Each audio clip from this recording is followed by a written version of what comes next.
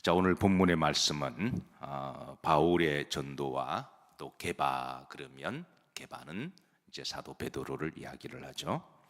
다소 다른 전도 방법에 대한 말씀입니다. 바울의 믿음과 신앙에 있어서 가장 중요하게 여기는 우선순위가 있습니다. 사람마다 신앙의 우선순위가 다른데요.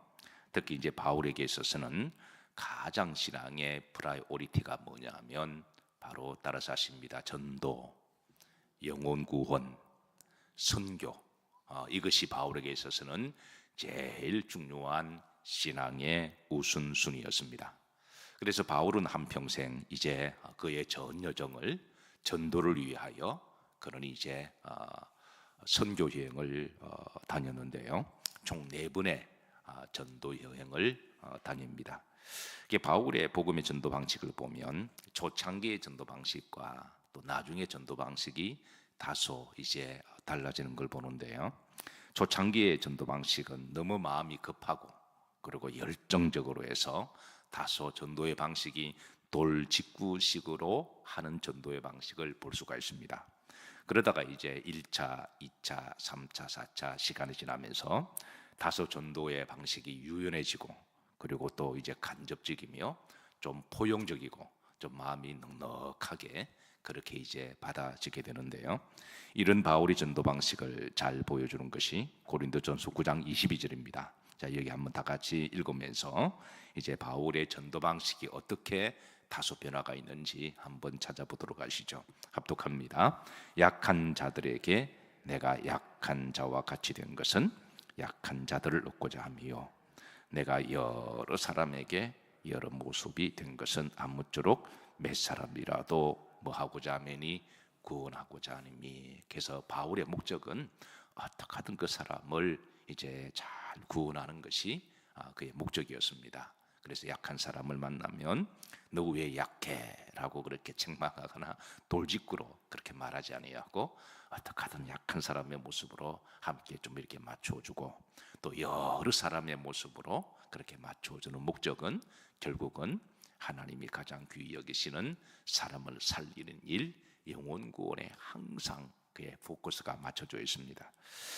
자, 빌립보서의 1장 18절에도 이렇게 이제 전합니다. 합독합니다. 그러면 무엇이냐? 거치로로 하나, 참으로 하나, 무슨 방도로 하든지 전파되는 것은 그리스도니 이로써 내가 기뻐하고 또한 기뻐하리라. 어떤 방도든 간에 내가 드러나든 드러나지 않든 어떤 방도든 간에 예수님만 드러나고 그리고 또 복음이 전파되면 나는 그것으로 족하다라고 하는 이제 바울이 성숙된 그런 전도의 그런 모습입니다. 자, 그런데 바울은 초창기는 마음이 급했습니다. 또 성격이 열정적이고 불같아서 그의 전도 방식은 좀 이렇게 돌직구식이었는데 이제 오늘 본문의 내용이 바로 그런 초창기의 바울의 전도의 인식을 가지고 있을 때의 보기에 따라 베드로와 사도 바울이 정말 두 분 다 아주 훌륭하신 사도들이잖아요. 두 사도가 충돌하는 보기에 따라 사도 바울이 베드로를 책망하고 야단치는, 마치 누가 보면 꼭 싸우는 것처럼 그렇게 보이는 모습으로 당황될 때가 있는데요. 저도 처음에 목회 초창기 때, 이제 목회 초년비 때 성경을 읽어 내려갈 때 이 본문이 나에게는 상당히 부담스러운 말씀이었어요.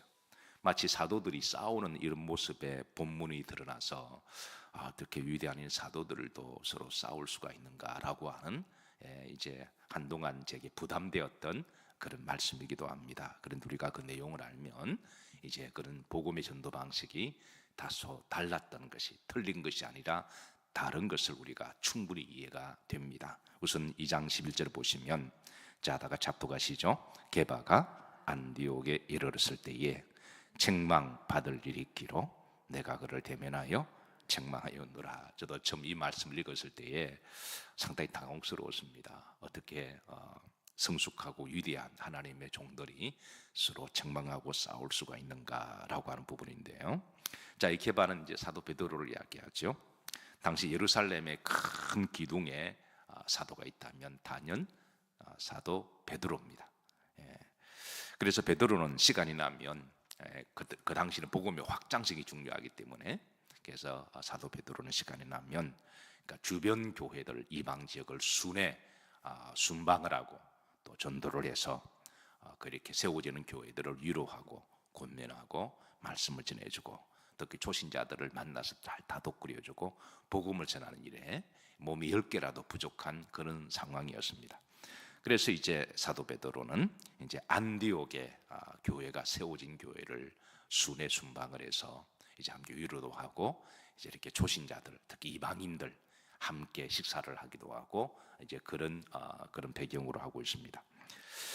자, 그래서 이제 베드로가 안디옥에 도착했는데요. 자, 다시 11절 보시면 베드로가 안디옥 교회에 이르렀을 때에 뭐 받을 일이 있기로 책망 받을 일이 있기로. 그래서 내가 그를 대면하여 얼굴을 보고 마였노라 책망하였노라. 사실 당시마더라도 여러분 사도 베드로가 나이가 많았을까요? 아니면 사도 바울이 나이가 많았을까요?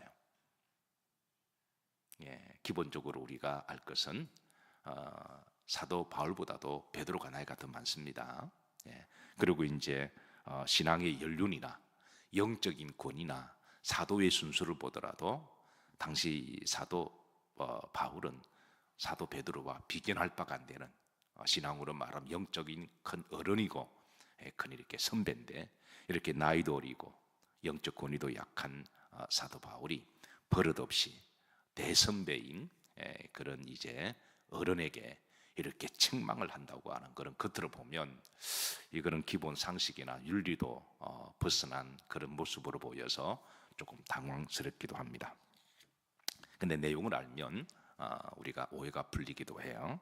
중요한 거는 이렇게 이제 사도 베드로가 처음에 열정적이고 말도 성격이 좀 직선적이고 그리고 돌직구를 날리는 스타일이잖아요. 처음에는 다듬어지지 않아서 있는 말 그냥 다 하는 그런 스타일인데요. 중요한 거는 이렇게 11절에 이제 사도 바울이 마치 베드로를 책망하듯이 그렇게 책망하고 얼굴을 대면하고 그러니까 쫙 마주보고 그러니까 자신감이 등등해서 이렇게 막 쏘아보면서 그렇게 책망할 때 중요한 거는 역시 당시 사도 베드로는 사도 베드로였고 또 신앙의 어른이었습니다. 함께 대면하고 얼굴 붉히고 싸운 게 아니라 그 자리를 썩 피해 주었다는 거예요. 여러분 때로는 우리가 신앙생활하다가 때로는 그 사람이 나빠서가 아니라 아직 다듬어지지 않고 말하는 방법을 몰라서 자기가 믿는 것이 최고라고 생각하고 막 열정적으로 막 이렇게 너무 열정을 하다 보니까 막 돌직구를 날리는 그런 모습을 볼 때 있을 때 그럴 때 우리가 어떻게 해야 될까요? 나이도 어른 게 교회 온 지도 얼마 안 됐게 이렇게 말하기보다는 그냥 한 번씩 웃어주고 그럴 수 있겠네요 라고 잠깐 그 자리를 피하는 것도 하나님이 기뻐하시는 지혜가 아닐까요? 마치 이런 것입니다. 여러분 식사하실 때 여러분 물을 먼저 드십니까? 아니면 밥을 먼저 드세요? 이게 헷갈리시면 여러분 식사하실 때 고기를 더 좋아하십니까? 야채를 더 좋아하십니까? 그건 틀린 게 아니라 다른 거죠. 밥을 먼저 뜰 수도 있고 물 한 모금 먼저 드실 수도 있고 고기를 손이 더 갈 수도 있고 야채를 더 갈 수도 있는 거죠. 그런데 야채 먹는 사람에게 너는 왜 고기는 안 먹냐라고 말할 수 없는 거고 신앙도 마찬가지입니다. 틀린 게 아니라 이게 다른 거죠. 그래서 중요한 것은 역시 사도 베드로는 젊은 사도 바울과 함께 다투거나 얼굴 붉히지 아니하고 석 그 자리를 피해 줬다는 거예요. 그리고 그 자리에 또 바나바도 있었는데요. 바나바도 사도 바울보다 나이가 연장자였습니다. 신앙도 성숙했습니다.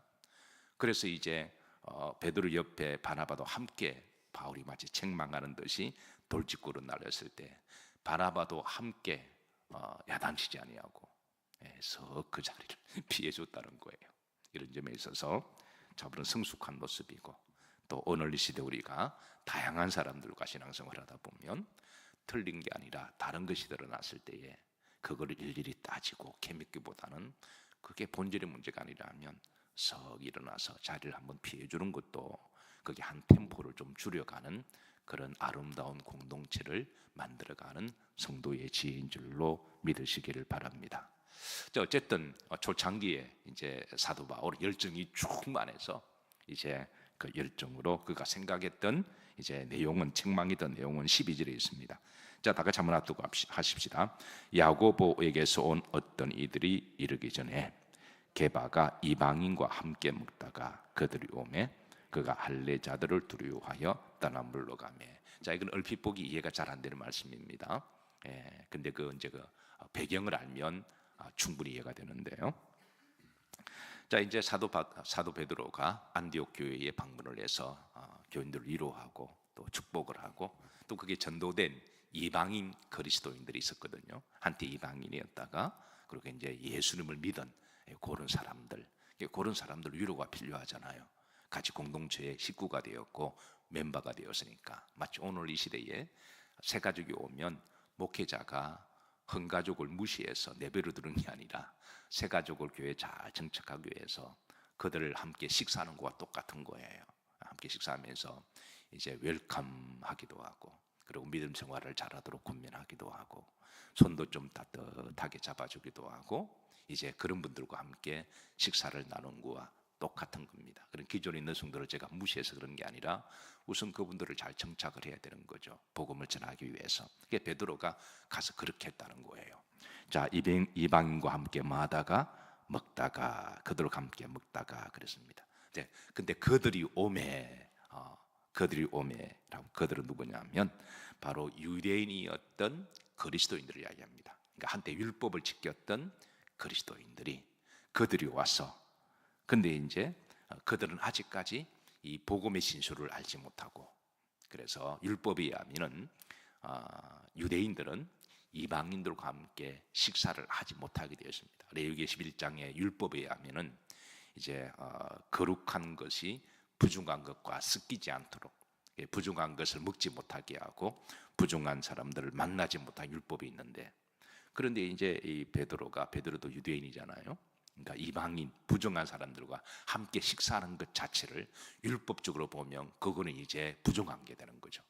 그래서 이거를 정죄하는 사람들이 이제 왔을 때 베드로는 괜히 그들과 함께 구설수에 또 얽매여서 함께 논쟁하고 교회에서 다툰다고 하는 것은, 그건 하나님이 거룩한 교회에서 교회가 큰 소리가 나고 다투는 것은 그거는 있을 수가 없는 거거든요.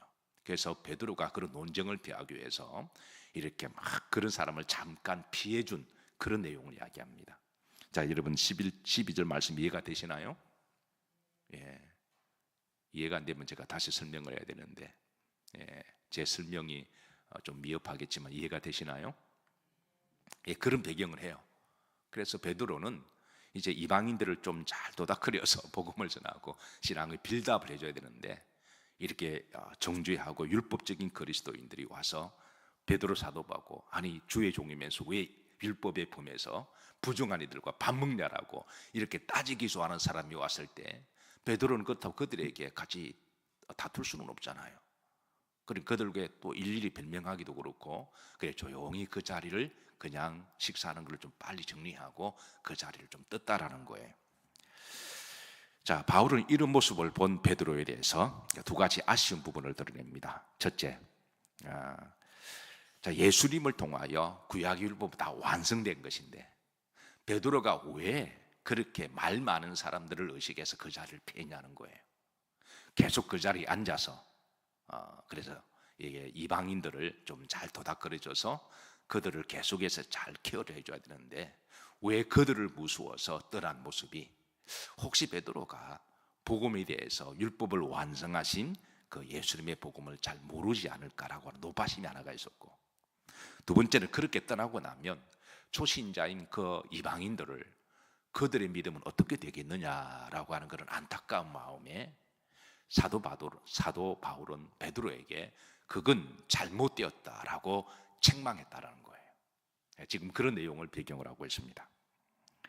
자, 그래서 2장 13절에 이어서 보시면, 자, 남은 유대인들도 그와 같이 마음으로 외식함으로 바나바도 그들의 외식에 유혹되었다. 이렇게 베드로가 사리를 떴을 때 그 또 다른 또 유대인 그리스도인들도 있었고 또 바나바도 오셨는데, 이런 바나바도 얼마나 믿음이 좋은 사람이에요. 근데 바나바도 함께 일어나서 가버렸다는 거예요. 그러니까 이런 부분에 대해서 사도 바울은 이제 그에 대한 어떤 그런 이제 마음을, 이거는 바람직하지 않다라고 이렇게 하소연한 부분, 오늘 본문의 내용입니다.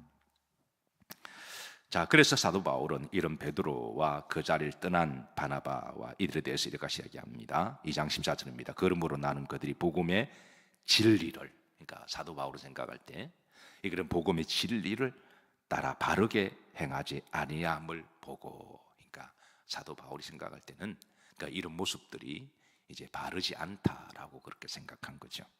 그리고 모든 자 앞에서 개바하게 이르되 내가 유대인으로 이방인을 따르고 유대인답게 살지 아니하면서 어찌하여 억지로 이방인을 유대인답게 살게 하려느냐 하였노라라고 돌직구를 날린 내용입니다.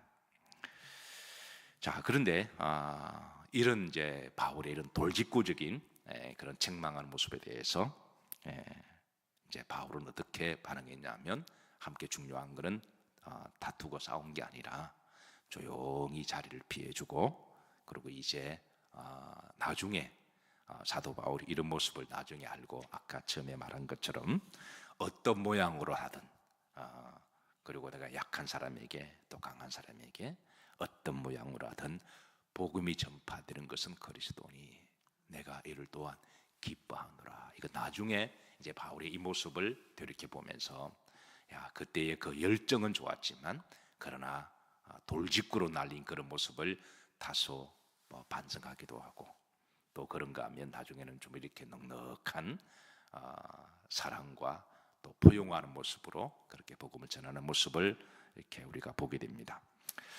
자, 우리는 베드로가 이방인들과 함께 식사를 한 것도 어떻게 해서든지 간에 저들에게 복음을 전하고자 한 것이 목적인데요, 이런 베드로의 신학과 전도 방식을 잘 볼 수가 있는 부분이 이제 감옥의 간수를 전도했을 때의 그런 모습을 잘 볼 수가 있습니다. 사도행전 20절에 보시면 이제 베드로가 감옥에 갇혀 있다가 이제 문이 열어집니다. 근데 간수가 이를 보고 자기를 하려고 그럽니다. 이럴 때 28절에 보면 바울은 크게 소리질러 이르기를 내 몸을 상하게 하지 말라. 우리가 여기 있다. 우리가 도망가지 아니하고 여기 있으니. 29절 30절로 보시면 간수가 크게 감동하고 이렇게 고백합니다. 우리가 어떻게 해야 구원을 받으리까? 라고 했을 때 그때 31절에 그 유명한 베드로의 전도가 있죠. 누구를 믿어라? 주 예수를 믿어라. 그래야 너와 내 집이 구원을 얻을 것이다. 이 간수가 이방인이었거든요. 그러니까 베드로의 전도 방식은 의심할 여지가 없습니다. 그러니까 사도 바울이 베드로가 복음을 잘 몰라서 그렇게 해서 이제 베드로를 의심할 그런 정도의 베드로의 믿음은 아닙니다. 이미 베드로도 복음의 진수를, 본질을 분명히 알았고 그가 이제 복음을 전하는 그런 모습에도 우리가 의심할 여지는 없어요. 그러나 단지 사도 바울은 초창기에 이 복음에 대한 열정, 그리고 이제 다급한 마음, 그리고 돌직구식으로 날렸던 이런 충돌한 모습은 우리가 포괄적으로 보면 충분히 이해가 되는 그런 말씀이기도 합니다. 자, 그래서 우리는 초창기 때에 이제 이 전도의 다른 차이를 볼 수가 있는데요. 나중에 다시 빌립보서 1장 18절에 보시면 이제 바울은 이렇게 고백해요. 자, 그러면 무엇이냐? 이 결론이죠. 그러면 무엇이냐? 거칠어로 하나, 참으로 하나, 외식으로 하나, 아니면 내식으로 하나, 무슨 방도라든지 못되는 것은 전파되는 것은 그리스도니 이로써 내가 또 뭐하고 기뻐하고 또한 말이라 기뻐하리. 이게 우리의 신앙의 자세가 되어야 됩니다. 우리가 교회를 섬길 때도요, 누가 열심히 해서 그 사람이 박수 받고 영광 받으면 혹이라도 내가 드러나지 않고 내가 소외되어서 뭔가 마음이 혹시 아픈 적이 있으신가요? 목사님은 나를 몰라줘. 그래서 혹시 여러분 목사님은 이제 나를 관심이 없으신가 봐. 혹시 그런 마음이 있으신가요? 또 그런 반면에 또 이렇게 내가 열심히 해서 영광 받고 박수를 받으면 그때 기분이 충만하고 할렐루야하고 놀렐루야하고 또 그러시나요? 예. 근데 중요한 거는 내가 드러나든 드러나지 않든 우리가 모든 영광 하나님께 올려드렸고 우리가 믿음을 했다면 그게 내가 남한테 인정을 받지 못하고 내가 좀 소외되더라도 오늘 바울의 고백처럼 영광 받으실 분은 하나님이시고 예수님이시라면 내가 기뻐하고 또한 기뻐하리라. 그렇게 해야 되지 않을까요? 예. 꼭 내가 드러나야 할렐루야, 놀렐루야 인정받는 것처럼 어깨에 잔뜩 힘이 들어가는 게 아니라 또 그럴 때는 또 그럴 때가 있습니다. 예. 또 그렇지 않더라도 우리가 뒤에서 엄밀하게 열심으로 섬기고 내가 드러나지 않는 걸 더 기쁘게 여기고 하나님이 나를 알아주시고 내면의 주님과 소통하는 게 더 기쁨이 있지 않은가요? 내면의 깊은 곳에 내가 오직 주님을 위해서 했고 누가 알아주는 걸 부담으로 여기고 모든 영광 올려드렸다면 내가 기뻐하고 기뻐하리라. 이게 전도도 마찬가지입니다. 예, 이게 나중에 바울이 나중에 성숙되었을 때 이런 모습을 드러내고 있습니다. 이거는 전도 방식뿐만 아니라 우리가 신앙의 스타일도 마찬가지입니다. 이거는 틀린 게 아니라 뭐하다고요? 다른 것이라. 우리가 다른 것을 서로 포용하고 받아줄 때에 그리고 때로는 다른 것이 어떤 경우는 어떤 사람은 신앙의 초보여서 교회의 생리를 잘 알지 못하고 내가 아는 방식만 옳아서 내 뜻대로 안 될 때는 다급한 마음으로 답답해서 그거를 이야기하고 충돌할 때 그럴 때 다른 한쪽에서 지혜로운 사람은 석 피해 주는 것. 이렇게 석 그냥 이렇게 오늘 베드로와 바나바가 그랬잖아요. 한 템포 좀 멈춰주고 그 자리를 피해주고 좀 잠잠하면 그 다음에 다시 또 대화를 나누고 이런 모습을 통하여 우리가 다 하나님을 사랑하는 것은 같은 거잖아요. 예수님 사랑하는 것은 다 동일한 마음이죠. 믿음 생활 잘해서 천국 가는 것은 다 동일한 마음이잖아요. 그렇다면 우리가 이렇게 좀 포용하고 넉넉하게 품어주고 또 사랑으로 이렇게 참아주는 것도 그것도 믿음이고 인격이고 성숙이라는 것입니다. 예, 나중에는 이제 사도 바울이 사도 베드로를 존경하고 영적 어른으로서 이렇게 또 잘 섬기는 모습을 볼 수가 있습니다.